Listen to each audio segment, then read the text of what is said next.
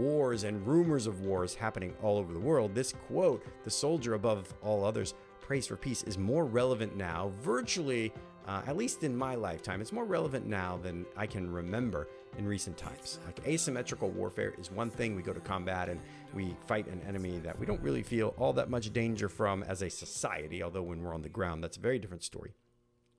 But now the enemies are bigger and greater, and the stakes are a lot higher than they've ever been before. And so when we think about peace in the military context, we often simply think of the absence of conflict, but never forget, soldiers have a unique perspective. It's us above anyone else who sees the consequences of war. Now in this age of 24-hour news, and we have journalists embedded, the public is getting an eye into war that they've never seen before. But we as soldiers, we see the human tragedy of war. We see the destruction in a very visceral way. It's us that pick up small children and carry them through the streets while their parents are left behind because they can no longer do the job. If you know what I mean. It's us that drags our friends, through into the alleys and onto trucks and watch the Humvees and the troop transports get exploded in front of us. And it's us that brings that home and deals with the PTSD and the tragedy and terrors of war. And so the soldier above all others, I believe, understands the consequence of a lack of peace, a lack of war, or a lack of peace and a abundance of war. And I think it resonates now more than ever, I think at least in recent memory, in my lifetime. And as we think about our journey, one of the things that I want you to understand is that this quote, we can apply it to the big picture, but it also needs to be applied to us. The person that I want you to be is a person of peace. I want you to think about the peace index: purpose, place, provision, physical health, and people. And I want you to think of what it's like to have inner peace.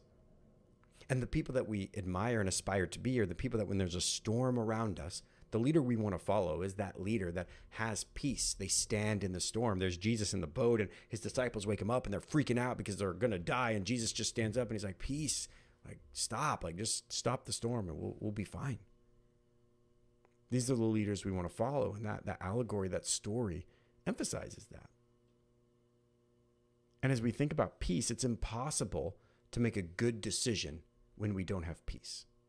It's impossible when we're freaking out, when we're having a panic attack and we're struggling and we're worried and we don't know what we're going to do or how it's going to turn out, and we allow our minds to run away with us, or we're depressed, we have anxiety, we have panic attacks. All these things are happening in us and around us. It's impossible to make good decisions. And this quote, this idea really gives us this perspective that we should be desiring and praying for peace above all else. And forget external peace. What about internal peace? Have you bought the Peace Index, right? Jeremy Kubicek's new book. If you haven't, you totally should. Go to Amazon, Peace Index. It's a great starting point. But peace is a crucial tool when it comes to decision making. It's also a crucial tool when it comes to respect. If you're not a leader of peace, if you don't have peace, first of all, you can't give peace. If you don't have inner peace, you can't transfer what you don't possess. You can't give away that which you don't possess. You can't give peace to another human that doesn't have peace if you don't have peace yourself. And so that journey to raise our peace index, to up our health score over time, is a journey that we can't stop obsessing over.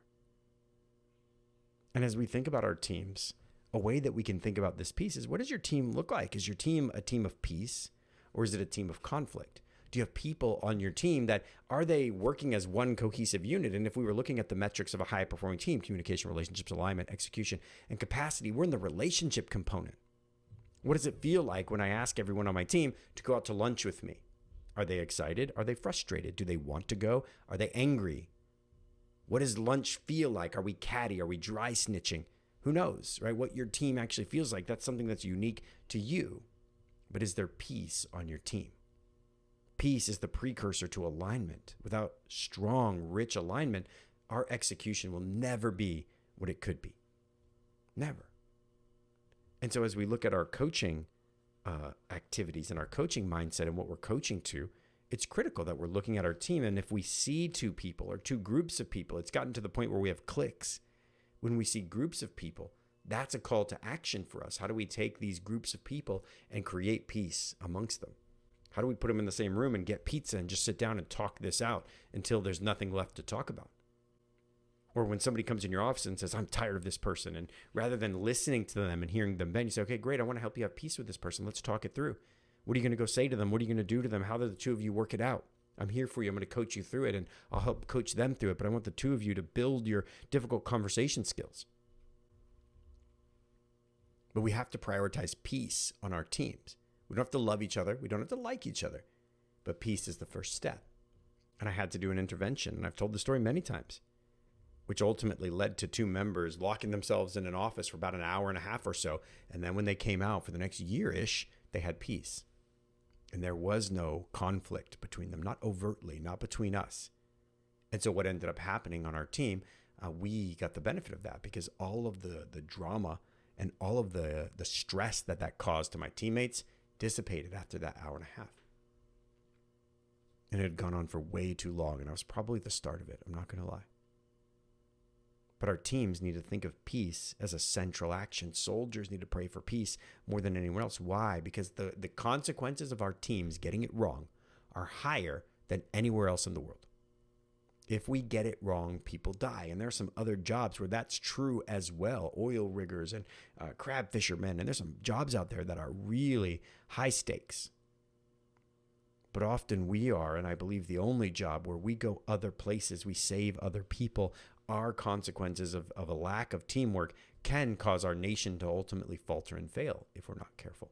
That's a lot to carry on your shoulders and maybe a little bit hyperbolic. But on the long scale and a grand scale, it's absolutely true. And so when we're coaching people and we're setting time aside to talk with our subordinates, we need to talk to them about this idea of peace. Who do they have peace with? Who do they not have peace with? Who on the team do they struggle with? Who do they wish their communication was better with? Maybe their spouse. And we need to support them and help them to identify where they can grow. And the same thing is true for us. If there's anyone on your team that you don't have peace with, this needs to become a number one priority for you. Pray for peace more than anyone else, and then seek after it. Run towards it, like Dave Ramsey would say, like a gazelle out of the hands of a hunter. You got this. So if this is interesting to you, again, I will always encourage you to join me for what is the greatest coaching certification program in the world based on the feedback of our students alone. This sets the standard for what professional military education should look like. I want you to be there. Go to militarySherpa.com or email me, mark@marktilsher.com.